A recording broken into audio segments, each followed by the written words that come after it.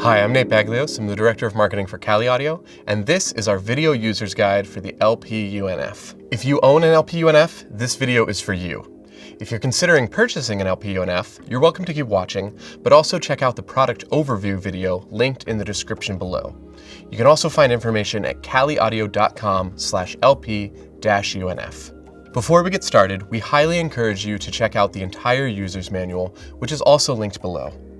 Pay particular attention to the first 4 pages, which are safety warnings, and make sure that you keep those pages for reference. Now let's talk about how to get these speakers set up in your space. First, you're going to want to define your listening area. The LP-UNF is made to be used in the ultra-near field, which is about arm's length from you. By default, the primary powered speaker is the left channel.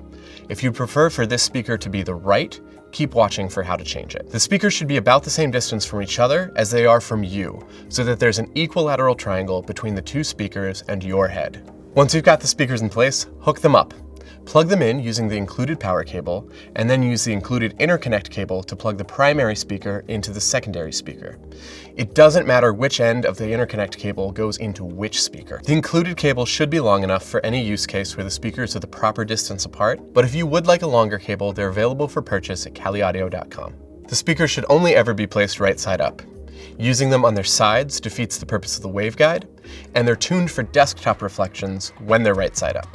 Aim the speakers so that the tweeters are pointed vertically within about 15 degrees of your ears. Horizontally, start with the speakers pointed directly at your ears, and then experiment with moving the speakers in and out to see where the soundstage sounds right. A lot of people like having the tweeters pointed just past their ears. You can connect the system using any of the inputs in the back. TRS inputs allow you to connect professional equipment like your interface. When hooking up to an audio interface, make sure that you're using TRS plugs that have a tip, ring, and sleeve on the connector. You don't want to use TS plugs, which just have the tip and the sleeve. RCA inputs allow you to hook up consumer equipment, like the headphone output from your computer. When you're using a consumer level output, make sure to use the RCA connectors on the back of the speaker and not the TRS connectors with some sort of converter. The TRS connectors are configured for full professional input, which is a lot hotter than a consumer level input. They will not get to full output level if you're using an unbalanced consumer level signal. USB-C lets you hook up directly with your computer or tablet. Just plug a USB-C cable into both your computer and the LP-UNF, and then select the LP-UNF as your output device. The LP-UNF does not ship with an included USB-C cable. The USB-C port will also allow you to load new firmware into your LP-UNF, so that as we add improvements and new features, you can keep your unit up to date. Be sure to register your unit and sign up for our mailing list and/or follow us on social media, and you'll be kept up to date whenever updates are available. To connect the LP-UNF to Bluetooth, simply press and hold the plus and minus buttons on the front of the primary speaker. After about 3 seconds, the LEDs on the front of the speaker will start to flash, indicating that the unit is in pairing mode. Once it's in pairing mode, find the LP-UNF from your device's Bluetooth menu and pair. Bluetooth is not a professional audio protocol, and if you're finding that Bluetooth functionality is negatively affecting the performance of your LP-UNF, you can turn off Bluetooth. Simply pair the LP-UNF to your own device and then forget it from that device's Bluetooth menu. Now Bluetooth will be disabled until you put the LP-UNF back into pairing mode. The LP-UNF will not play multiple inputs at once. If Bluetooth is playing, no other input will play. If USB-C is connected, no other input will play unless Bluetooth starts playing. For the analog inputs, which are the TRS and RCA inputs, USB must be physically unplugged and Bluetooth must not be playing in order for these inputs to play. The front of the powered unit has capacitive touch controls that allow you to control the output level.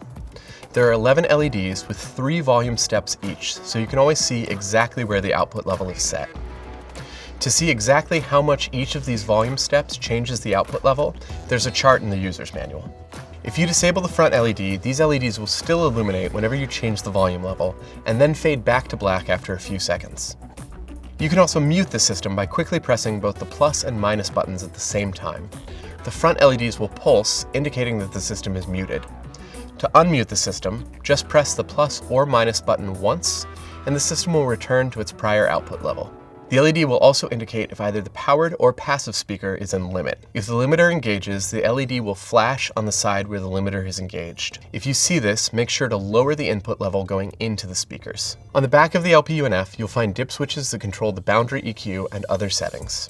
The LP-UNF has boundary EQ settings for using the system on stands behind a desk, directly on a desk, on monitor risers on a desk, or on the built-in monitor risers that you find on studio desks. With any of the desktop settings, you can further optimize the system's sound for whether the speakers are against a wall or further out into the room. If your use case isn't exactly described by the diagrams that are on the back of the LP-UNF, then try whichever setting or settings is closest to what you're doing.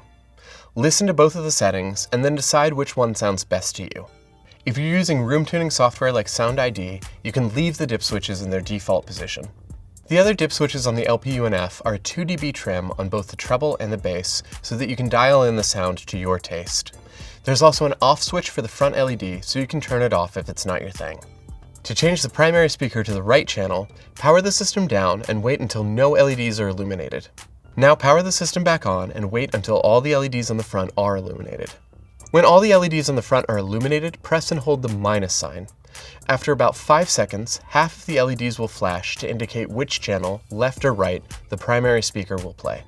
If the channel indicated is not the channel that you want to play through the primary, repeat these steps. The LEDs should flash on the opposite side the second time. The 8th dip switch allows you to turn the power LED on or off. With this LED off, all of the other LED functions will still work and just fade to black after they're done. Turning switches 1, 2, and 3 up will put the LP-UNF into programming mode. When you're in programming mode, you can plug in the USB-C to load in new firmware into the LP-UNF. This will allow you to keep your LP-UNF up to date with improvements and other features we add. We hope that this has been helpful. If you have any questions that we haven't answered, you can always drop our customer support team a line by going to caliaudio.com and clicking either the question mark or the help icon that's in the bottom right-hand corner of every page. Thanks so much for watching.